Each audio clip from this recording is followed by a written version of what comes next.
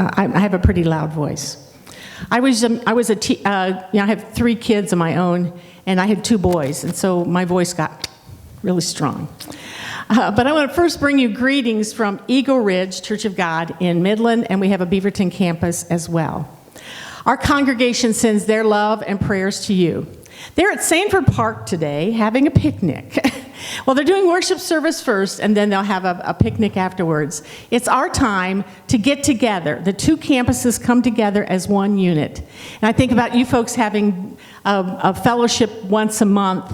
You're one campus, you get to have that fellowship because you get to know each other really well. So we have to build things into our calendar so that the people from Beaverton know the people from Midland, and that we don't get to, oh, you're a Beaverton person. No, we don't think that way at all. Everybody's just one body. We're all working for the kingdom. Amen. Thank you. I'd also like to bring you greetings from Tim and Colleen Stevenson, our missionaries in Uganda. They are retired from what's called Global Strategies, which is the fundraising arm of Church of God in Anderson. And we have a group that has picked them up called United for Uganda, and we will be taking care of fundraising for Tim and Colleen and the ministries in Uganda. So we're moving forward with that, and it's exciting because we have interaction with them on we're meeting every 2 weeks. Getting this, it's a nonprofit, it's a 501c3, so contributions to United for Uganda go directly to Tim and Colleen. So I just wanted to give you that little heads up, even though they have retired from Global Strategies because they hit that magic number. And, but yes, the 6'5" number. But they haven't retired from ministry. Who said that to me about retiring from ministry? Somebody said that to me this morning, like, you don't ever retire from ministry. No, you don't ever retire. So, but they've been in Canada for July and August visiting family. Colleen's parents have not been well, so she needed to spend some time with them. And then Tim is going back this week, to get back to construction. I don't know how many of you know Tim very well, but if he's got, a construction, and he's got blueprints in his head, I do believe, because he can look at a building and know how it's going to shape out, and I never see anything on paper, but they all come out the way he says they're going to come out. He's great at that. And Colleen then will be joining him at the end of, or the beginning of September. As I said, my name is Julie Wiseman. I'm an associate pastor at Eagle Ridge Church of God in Midland and Beaverton. I am originally from Dayton, Ohio, so if you hear a little southern twang in my voice, that's from my southern roots. I graduated from a Christian college in Illinois, later moved to Michigan, and have been here in Michigan most of my adult life. I was ordained in 2000, and am currently serving at Eagle Ridge, as I said before. I have 3 children and their wonderful spouses, along with 7 beautiful grandchildren. A few years ago, we lost a grandson to a tragic accident. It was my daughter's middle son. This loss impacted our family greatly, as I'm sure many of you who have lost a child know what that's like. But we learned to rely on God and move forward since that loss. I'm also blessed with 3 stepchildren and their spouses, and even though their father's deceased, they include me in their family. I have a great privilege to call those 7 grandchildren mine. So you see, my family just keeps getting bigger and bigger and bigger. But I love it. I love it. At Eagle Ridge, I'm challenged to constantly be on the lookout for who God is bringing up in the church. I love to see young people get involved in the church and give them the opportunity to develop the gifts that God has given them, the leadership gifts, the music gifts. And it looks like we're still not having any luck, are we, Lori? Okay, I'm just going to talk, and then when she shows up, we'll move on. I was single mom for many, many years, and when my children were young, I worked at a local university, Northwood University. I don't know, many of you probably heard of it. I worked in the finance office. When doors opened for me to do a job in another part of the university, I'd take that chance, because then I got more experience in my little toolkit of things that I could do. And it gave me also an opportunity to learn more things, get to know more people. And all those years of providing for my family helped me understand how single moms, or single parents, I should say, not just limited to moms, how they have to work so hard to give emotional support to their kids, physical support, and financial support. I learned that lesson very well. But one thing, though, that was consistent in our home, and that was that Jesus Christ was the center. My son was very ill last October, and many of you may have heard about it. I think probably Leslie heard. Very ill. He was in ICU for 10 days. We didn't know if he was going to live. But every day, we prayed, and we prayed. And people came to the hospital and just sat in the waiting room and prayed with us. They walked along with us on that journey. As I've heard you talk this morning, I've heard you folks talk about how people walk along with you in your journey, and people did that for us. Today, I'm honored to share with you from Paul's letter to believers in Colossians. So if you'd like to get out your Bible, I'd like to read to you from Colossians 2, 1 through 5. We probably won't have it on the screen, so you might want to look it up. So Colossians 2, 1 through 5. I'm reading from the New Living Translation. I want you to know how much I have agonized you and for the church at Laodicea, and for many other believers who have never met me personally. I want them to be encouraged and knit together in the strong ties of love.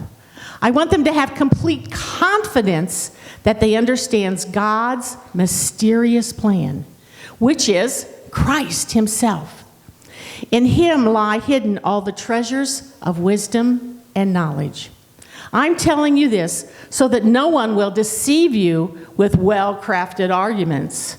For though I am far away from you, my heart is with you. And I rejoice that you are living as you should, and that your faith in Christ is strong. These few verses say so much about how much Paul cared for all the little baby churches that he had started in that area. The one at the beginning, it says, Paul says, I was agonizing for believers in Colossae. He didn't just pray, a casual mention of them before God. He agonized. Have you ever prayed for someone so hard that you were in agony for that person? Another word for agony might be struggle, similar to an athlete who struggles daily to be ready for a game so that they're in excellent shape to compete at that game. And we've seen that in many athletic events. It's football season here in Michigan, so we see that a lot on Friday nights, don't we? But I watched the people playing soccer as we traveled through Uganda. You remember that, Leslie? They were just running up and down the field, weren't they? And they, in that hot sun baking down on them, they spent a lot of time out there just running after that ball, back and forth, back and forth. And they were training, though, for a future competition. I'm sure they were in agony after they were done practicing. They were thirsty and they were tired. But that's how Paul prayed for the Christians in these new little churches. He spent a long time in prayer for their behalf. So we're all on this journey with God. While it's impossible to know exactly where a person is with the Lord, we all need some kind of guidance and encouragement from others to help us on our journey.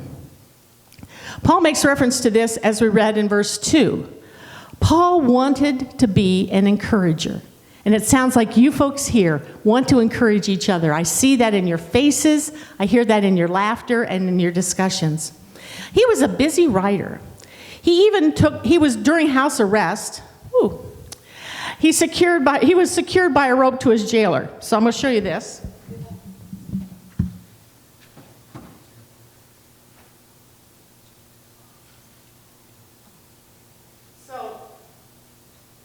The women in Africa always have a shawl. And so when they have babies, they wrap the baby in the shawl and hold it closed so it's kept safe. Or when we were there in the spring, it was chilly at night. I mean, can you believe Africa chilly? But it was. And so they would wear it around their shoulders to keep them warm. Sometimes they'd wear it as a protection for their skirt, so that things, like an apron almost. But if you think of Paul was roped. He was roped together with his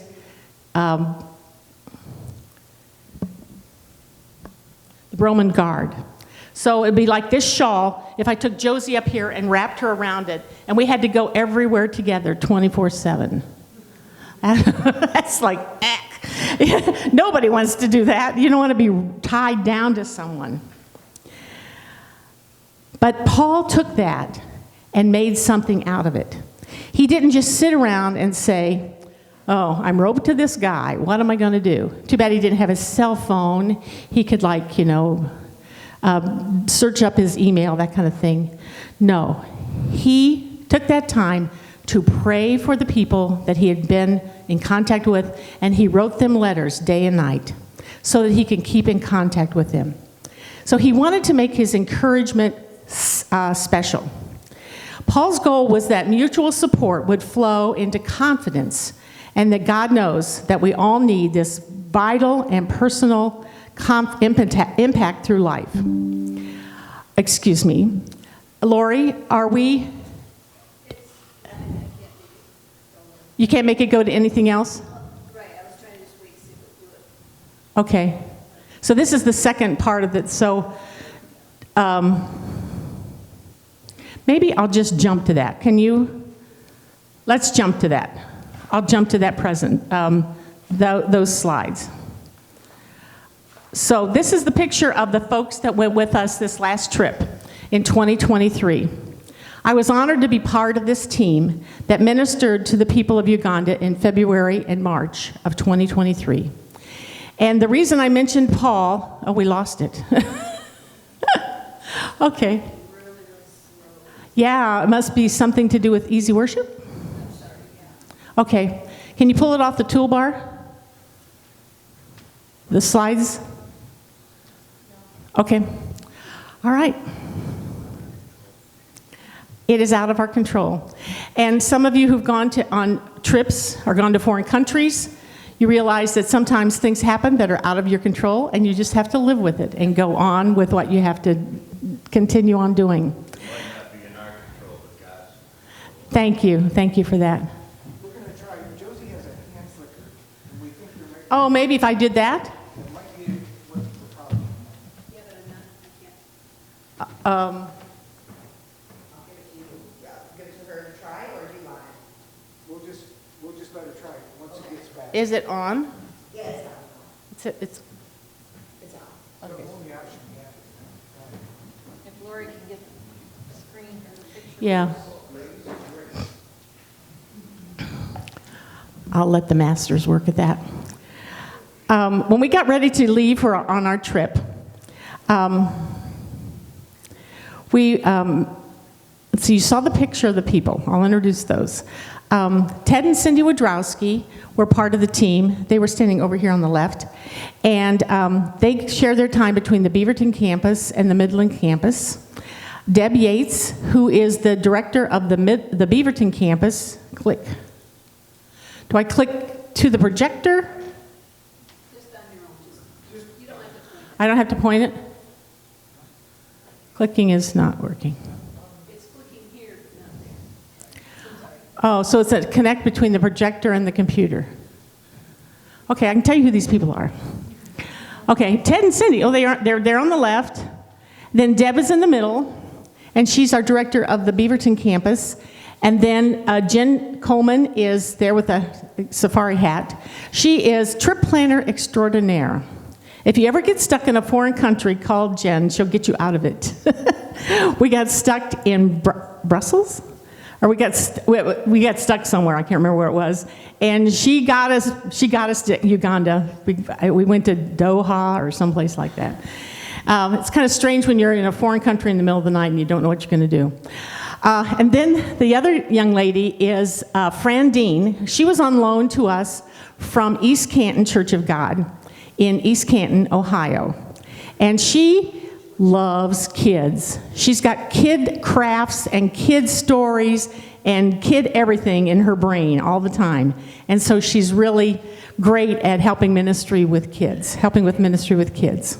So the day we left, we were getting ready there at the church, getting ready, loading everything up in a camp or trailer. And our pastor came to pray with us. And he read this prayer from Isaiah 58, 10 through 12. And this prayer was absolutely the impetus for our whole trip. Feed the hungry and help those in trouble. Then your light will shine out from the darkness, and the darkness around you will be as bright as noon. The Lord will guide you continually, give you water when you are dry, restore your strength. You will be like a well-watered garden, like an ever-flowing spring. Some of you will rebuild the desert ruins of our cities. Then you will be known as the rebuilder of walls and the restorer of homes. So we felt, especially because one of the things we were planning to do was go to a refugee camp, and we were kind of scared about what we're going to do when we got there. So Isaiah brings the people back to Israel on these roots of encouragement to plant and build and grow, and to help others do the same. In all of their attempts at worship and fasting, the people had been crying out to God, clamoring for a response, an acknowledgement of how good a job they were going to be doing. And the prophet concludes with this promise that when it's the kind of worshipful light they embrace, the light shall rise out of the darkness. What a great testimony for them. So the prophet, then they were called to go out to the world and participate in relationships in the name of the one who was their racial relationship was with, and that was God. Today I attempt to be the words from the team, and I'm going to do the best I can. The team was in 2023, as I shared with you earlier. And we were there because we wanted to renew relationships we had made the year before. And some of us had been there many other times as well. So we wanted to reestablish those relationships. One of the ladies on our team named Cindy, she loves to go on home visits. Now, a home visit is when a few people of the team get together and they go to someone's home, get to know them. They usually have children, and you get to know the children. We take what we call friendship bags. And these are little bags that have been made. They're little drawstring bags. And in them we have shampoo and soap and toothpaste and toothbrushes and toys. And they love little juicy fruit candy.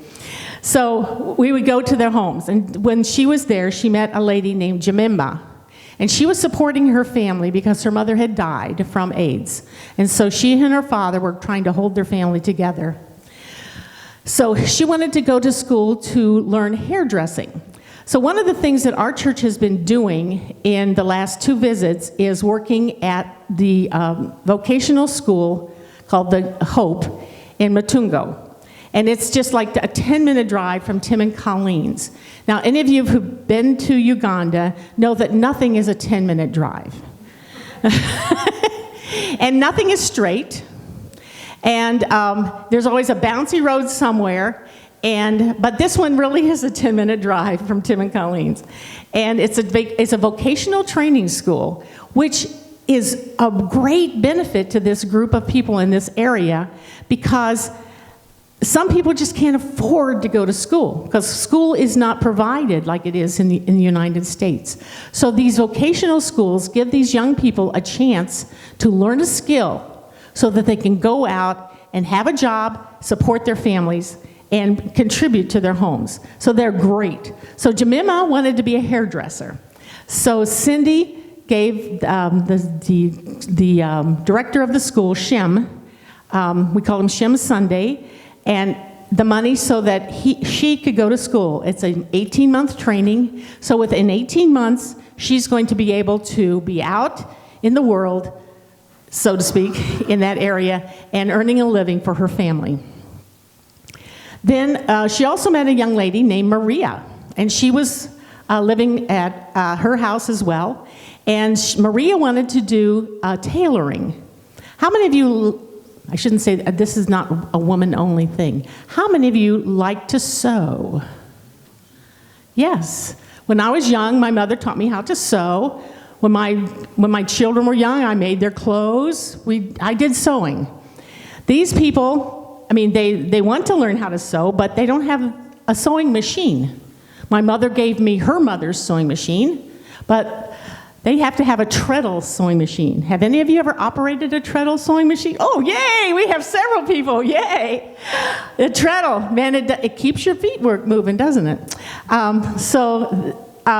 We were able to Cindy was able to give Maria a treadle sewing machine so that she could work in her home, provide for her family, and provide a living for her family so that she could feed her kids.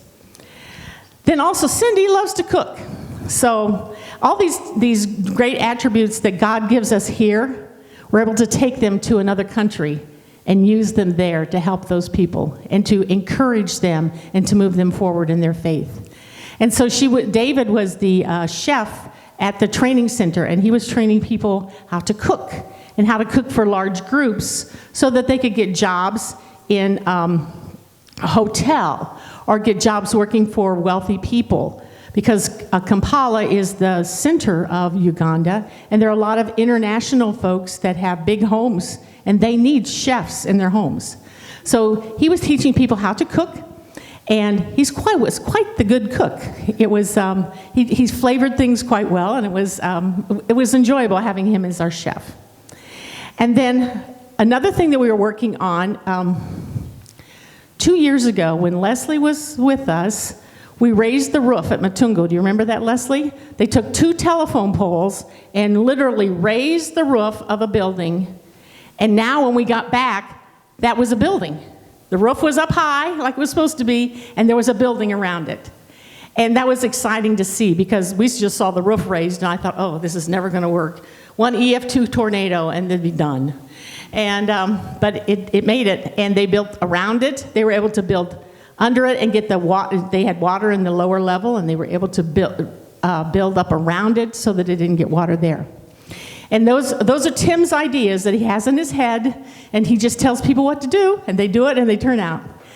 Ted loves construction. He's an electrical contractor here in Michigan, and he was there doing construction. He was up on ladders, and he's more of an electrician, obviously, so he was checking out their wiring, and he decided that he wasn't going to do that anymore because they were not OSHA specific. He said OSHA would never pass on these, so but he was there to try and help them. They were wiring in a ceiling fan in the Matungo church, and so he put his hands in the wall looking for where the wires were going. But he also struck up a great friendship with one of the drivers there that worked for Tim and Colleen, and his name is Moses. And we always called him Smiling Moses because he was always smiling. And you never go a day without having a little conversation with Smiling Moses. He was a great guy. And then we were honored to put the sign on the building at Matungo that said that signified that Eagle Ridge was building a bridge between the United States and Uganda, connecting us together. And that was a great opportunity to be able to put that sign up and say, we're going to support this. And we want people here to learn how to have jobs and to support their families to move forward. And then every time you go somewhere in Uganda, there are at least 100 kids following you, and they want those little juicy candies, or Jolly Ranger. That's what we did, a lot of Jolly Rangers. But their hearts are open. They don't just want the candy. They want the relationship between you and them. They want you to know them as people. And one of the greatest blessings we had was to teach in the core discipleship program. If you could see it, there was a picture of me sitting under a tent with an 8-foot table, 2 8-foot tables, and we were teaching the students for the core discipleship. They're in cohort 1, which is the first group of this that's studying right now. And they're doing the leadership focus plan that's here in the United States for ordained pastors. And they're fast forwarding it to make it 18 months so that they can train the students faster and get more pastors in churches, because the churches are growing very quickly. So I did, around these tables, we were discussing their lessons, and I called it being the study hall mom. Have you ever helped your kids with their homework? Yeah, I can see there. Yeah, we've helped with this. And that's kind of what I felt like I was doing, sitting around the table, helping them with their homework. But their homework was theology. And so we would have great discussions about who is God, who is Jesus, what is the Trinity, or we talk about the communion. What does communion mean in your church? And so these are great topics of discussion that we had. And so they graduate in October of this year. And that's exciting to know that they can graduate and they are going to be out in their churches, and they've got this great theology behind them of the Church of God theology. This October is also going to be the 40th anniversary for the Church of God Ministries in Uganda. So they're having a big celebration for the 40th anniversary, and also this graduation of the first cohort of people who've done core discipleship. Then the next thing, the next slide would show you, we had a picnic for the TAP leaders. The TAP leaders are people who are like little pastors. They have like little churches. There's about 200 people for each church that each TAP leader takes. They kind of keep an eye on them physically, spiritually, and emotionally. And they have meetings during the week. Like you would have a Wednesday night prayer meeting, they would have meetings like on Wednesday afternoon, something like that. And the folks that work in TAP are people who have been infected with or affected by the HIV virus. And some of them are grandparents taking care of grandchildren because the parents have died. And so these children are affected by what has happened because they had nothing to do with it. It just happened to them. And so grandparents are trying to raise these children, and there's no Social Security, obviously. So these TAP products that Leslie has out on the table help support the TAP ministry. So when we go over there, we buy the products, bring them back here, and share them with you folks so that you know how the TAP ministry is progressing. This is a program that our missionary, Colleen, began many, many years ago, and it has really just soared in how wonderful it is. And they also do a lot of social training and Bible studies for kids. They have what's called Kapuna, which is a before and after school latchkey kind of program that meets before the service or before the beginning of school day and then at the end of the school day. And some preschoolers who can't go to school yet can go to Kupuna, and so their parents can work. Now, the next set of slides was going to show you the refugee camp. Are we going to get any slides at all? Okay, that's fine. We'll just work ahead without them. Picture in your mind. A refugee camp. I thought when we got there, we were going to see a tent city. A tent city like we've seen in the news, where they'd have all these tents built up, and this is a temporary housing. That's not what I saw. When we pulled in to the refugee camp, there was no people. There were just empty buildings. It looked like a Hollywood set that they'd set up for a Western, and then the movie is over, and so everybody's left. But this is the city. They were all out working in the fields because they had no other means of income. They're not citizens of Uganda. These are people from the Congo, which have come over because of what was going on in the Congo. United Nations bought or leased the land from Uganda, and these people get to live there. And they're living in permanent style of homes because some of them have been there for 3 generations.